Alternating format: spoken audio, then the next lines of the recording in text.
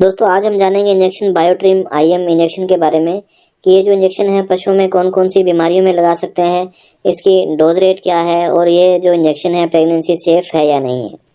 तो दोस्तों सबसे पहले आप हमारे चैनल को सब्सक्राइब कर लीजिए, बेल आइकन के बटन को भी दबा दीजिए। तो आइए दोस्तों शुरू करते हैं।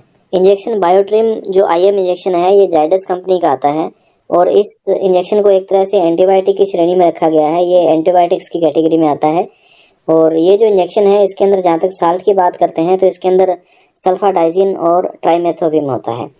एच एम एल की जहाँ तक बात करते हैं तो इसके अंदर सल्फाडाइजिन 400 mg और ट्राइमेथोबिम 80 mg होता है पर ml के हिसाब से इसके अंदर होता है।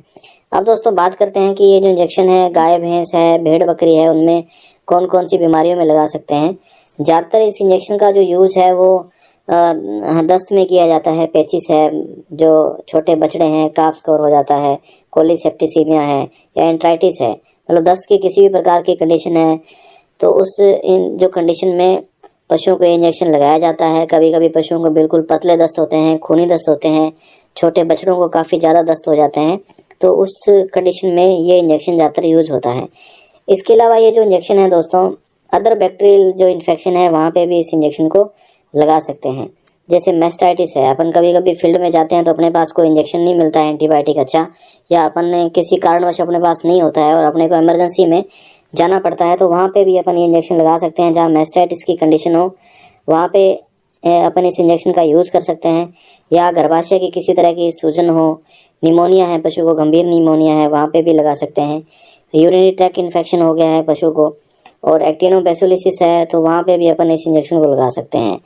एचएस है, हेमोरेजिक सेप्टिसीमिया, गलघोटू की कंडीशन आ जाती है पशु में तो वहाँ पे भी अपन इस इंजेक्शन को यूज कर सकते हैं। कहने का मतलब है कि कोई भी अदर बैक्टीरियल इन्फेक्शन है वहाँ पे अपन इस इंजेक्शन को लगा सकते हैं। ऐसे नहीं कि अपन खाली इसको दस्त में ही यूज़ करें। और कभी कभी अपने साथ फील्ड में ऐसी हो जाता है कि अपने को इमरजेंसी में निकलना पड़ता है या मेडिकल स्टोर पे या कैसे मेडिसिन नहीं उपलब्ध होती है, अपने पास ये इंजेक्शन होता है तो वहाँ पे अपन डायरिया के अलावा इस कंडीशन में भी ये इंजेक्शन यूज में ले सकते हैं। और दोस्तों इस इंजेक्शन को लगाने से पहले अपने इस बात का ध्यान रखना है कि इस इंजेक्शन को अच्छे से हिला लें। तो हिलाने से क्या है कि अच्छे से आपस में मिक्स हो जाएगा, तो इस बात का भी ध्यान रखें। और इसके जहाँ तक दोस्तों रूट की बात करते हैं तो ये जो इंजेक्शन है सिर्फ और सिर्फ आईएम रूट में, इंट्रामस्कुलर रूट में लगता है, डीप इंट्रामस्कुलर रूट में ये इंजेक्शन लगता है। और ये जो इंजेक्शन है दोस्तों कभी कभी लगने के बाद थोड़ा इरिटेशन करता है, भेड़ बकरियों में कभी कभी ज़्यादा इरिटेशन करता है। तो आप जब भी इंजेक्शन पशुओं में लगाएं तो वहाँ पे ओनर को ये बात ज़रूर बोलें कि ये जो इंजेक्शन है कुछ समय के लिए इरिटेशन कर सकता है, बाद में नॉर्मल हो जाता है जानवर, तो उसमें कोई घबराने की जो ज़रूरत नहीं है। अब दोस्तों जहाँ तक बात करते हैं इसके डोज रेट की, तो इसकी डोज रेट है 1 ml 30 kg बॉडी वेट के हिसाब से।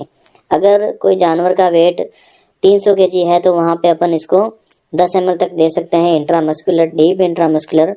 और अगर किसी जानवर का जो वेट है 600 kg है तो वहाँ अपन 20 ml डीप इंट्रामस्कुलर इस इंजेक्शन को दे सकते हैं। और दोस्तों इसके प्रेगनेंसी सेफ के बारे में बात करें तो ये इंजेक्शन प्रेगनेंसी सेफ है और ये प्रेग्नेंट पशु को भी लगाया जा सकता है। प्रेग्नेंट पशु में इसका कोई नुकसान नहीं है।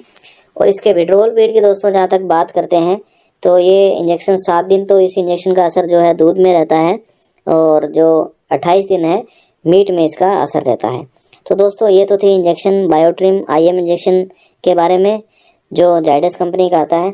आपको ये जानकारी कैसी लगी आप हमें कमेंट बॉक्स में ज़रूर बताइएगा। धन्यवाद।